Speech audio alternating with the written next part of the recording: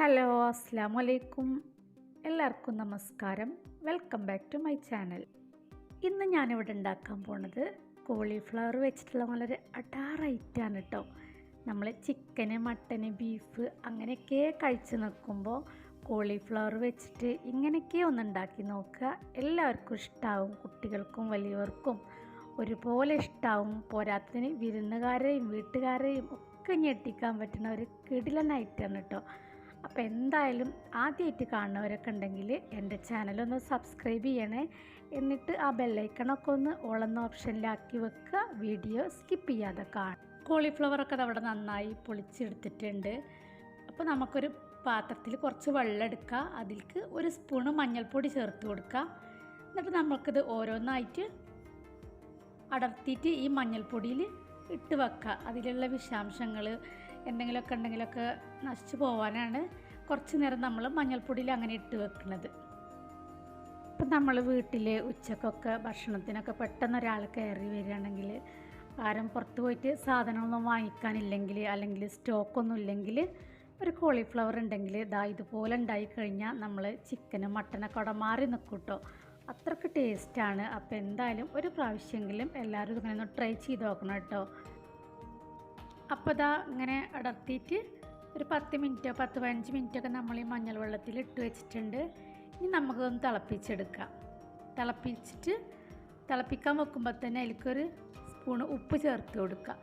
അങ്ങനെ ഉപ്പൊക്കെ ചേർത്തിട്ട് നന്നായിട്ടൊന്ന് തിളച്ച് വന്നാൽ അപ്പോൾ അതിൻ്റെ ഒരു സ്മെല്ലുണ്ടാവും, ഒക്കെ പോയി കിട്ടും. കോളിഫ്ലവറിൻ്റെ സ്മെല്ലുണ്ടല്ലോ, അതൊക്കെ പോയി കിട്ടും. ഇങ്ങനെ മഞ്ഞളിട്ടിട്ട് തിളപ്പിച്ച് കഴിഞ്ഞാൽ നമുക്കതൊരു പാത്രത്തേക്ക് ഊറ്റിയിട്ട് മാറ്റി വെക്കാം.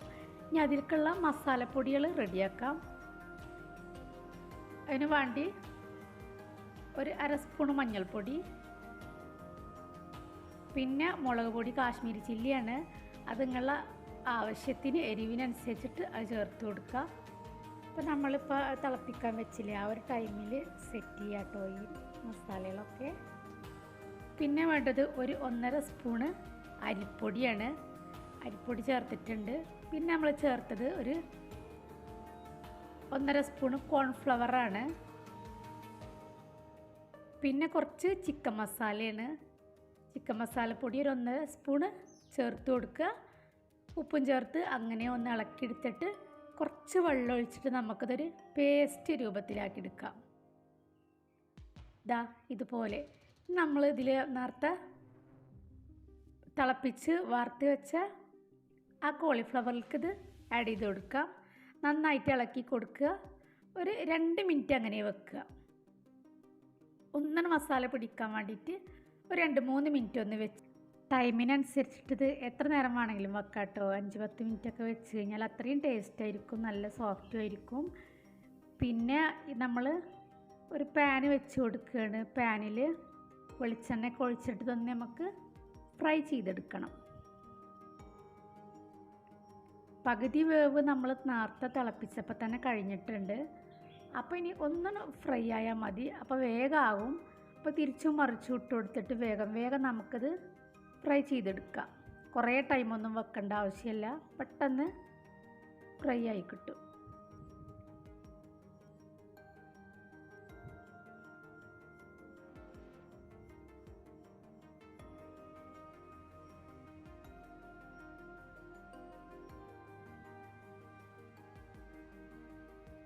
അപ്പോൾ ഇതൊക്കെ ഫ്രൈ ആക്കി എടുത്തിട്ടുണ്ട്. ഇനി നമ്മൾക്ക് ഇതിലേക്ക് ആവശ്യമുള്ളത് ഒരു പാന് വെച്ച് കൊടുക്കുക. അതിലേക്ക് ഒരു വലിയ ടേബിൾ സ്പൂണ് വെളുത്തുള്ളി ഇഞ്ചി പേസ്റ്റ് പോലെ അരച്ചതിട്ട് കൊടുക്കുക.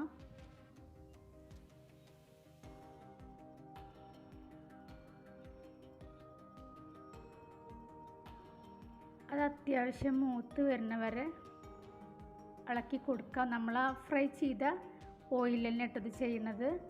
പിന്നെ അതിലേക്ക് 2 സവാള ചേർത്ത് കൊടുക്കുക.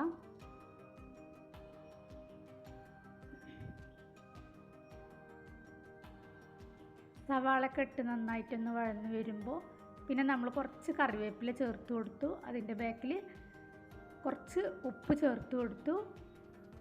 എന്നിട്ട് നന്നായിട്ട് ഇളക്കി കൊടുക്കുക. പിന്നെ നമ്മൾ ചേർത്തത് 1/4 സ്പൂണ് മഞ്ഞൾപ്പൊടിയാണ്. അതിൻ്റെ ബാക്കിൽ തന്നെ നമ്മൾ ചേർത്തത് മുളക് പൊടിയാണ്. നമ്മൾ സ്പൈസി വേണമെങ്കിൽ നന്നായിട്ട് നല്ലോണം അതിനനുസരിച്ച് എരിവൊക്കെ ഇട്ട് കൊടുക്കുക. പിന്നെ കുറച്ച് കുരുമുളക് പൊടിയാണ്. അതൊക്കെ ഇട്ട് നന്നായിട്ടൊന്ന് വഴന്ന് വന്നതിന് ശേഷം പിന്നെ നമ്മൾ ചേർക്കുന്നത് ഉണക്കമുളക് ഒന്ന് പൊടിച്ചതാണ് ഇട്ട് കൊടുക്കുന്നത്. ചെറുതായിട്ടൊന്ന് വല്ലാണ്ട് പൊടിക്കാതെ ഒന്ന് ക്രഷ് ചെയ്തെടുത്തിട്ടാണ്. അപ്പോൾ അതും ഇട്ട് നന്നായിട്ട് ഇളക്കി കൊടുക്കുക. ഇതിൻ്റെയൊക്കെ പച്ചമണം പോണ വരെ നന്നായിട്ട് ഇളക്കി കൊടുക്കുക.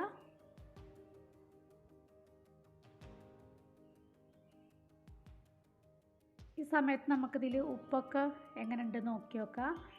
പിന്നെ നമ്മൾ നന്നായിട്ട് ഇളക്കി അതിൻ്റെ പച്ചമണമൊക്കെ പോയി വന്നപ്പോൾ പിന്നെ നമ്മളിതിൽ ചേർത്ത് കൊടുത്തത് ഒരു 3 തക്കാളി അരച്ച് വെച്ചതാണ് കേട്ടോ.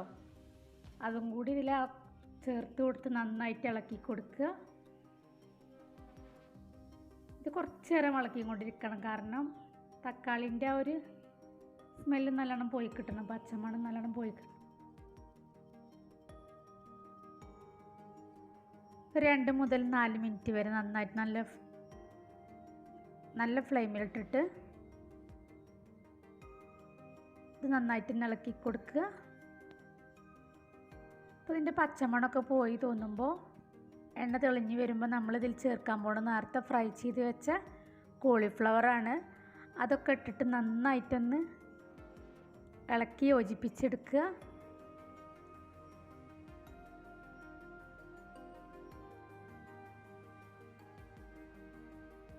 ഒരു 2 മിനിറ്റ് ഒന്ന് മൂടി വെച്ച് ഫുള്ള് ഫ്ലെയിമിൽ ഇട്ട് കൊടുക്കുക.